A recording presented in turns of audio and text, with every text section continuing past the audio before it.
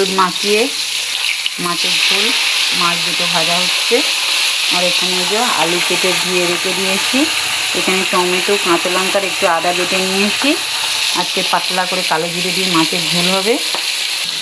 মাছ ভাজা হয়ে গেছে, তুলে নিচ্ছি।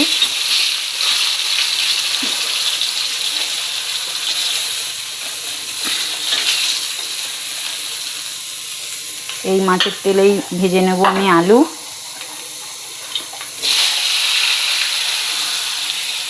একটু লাল লাল করে ভেজে নেব মাছটা। আলুটা লাল লাল করে ভাজা হয়ে গেছে। এই তেলে দিয়ে দিচ্ছে একটু সামান্য কালো জিরে। দেখুন মশলাটা দিয়ে দেখুন, এতে বাটাটা দিয়ে দিচ্ছি। দিয়ে দেবো অল্প করে হলুদ গুঁড়ো, দিয়ে দেবো 1 চামচের মতো নুন। আর কোনো মশলা দেবো না। চলুন এবার এটা কষিয়ে নিই। দেখুন বন্ধুরা, মশলার এটা ফুটছে।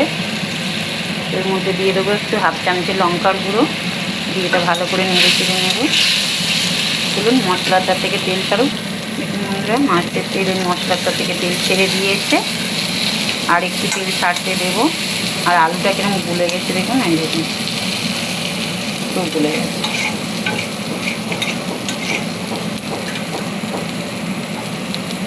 দেখুন বন্ধুরা, তেল ছেড়ে দিয়েছে। এবার এতে আমি দিয়ে দেবো ঝোল করবো, যেহেতু অল্প করেই জল দেবো।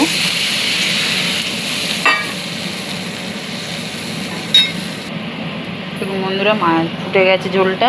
এবার আমি ভেজে রাখা মাছগুলো দিয়ে দেবো। চলুন একটু ফুটে যাক, তারপরে আপনাদের সঙ্গে দেখা করছি। দেখুন আমার তরকারিটা হয়ে গেছে। তো চলুন আমি নামিয়ে নিই। দেখুন কত সুন্দর তরকারিটার কালার হয়েছে। আর দাদা যেহেতু একা খাবে, ওই জন্য এরকমভাবেই করেছি, পাতলা খাবে। তো বন্ধুরা, কে কোথা থেকে আমার ভিডিওটা দেখছো অবশ্যই লাইক কমেন্ট শেয়ার করবেন।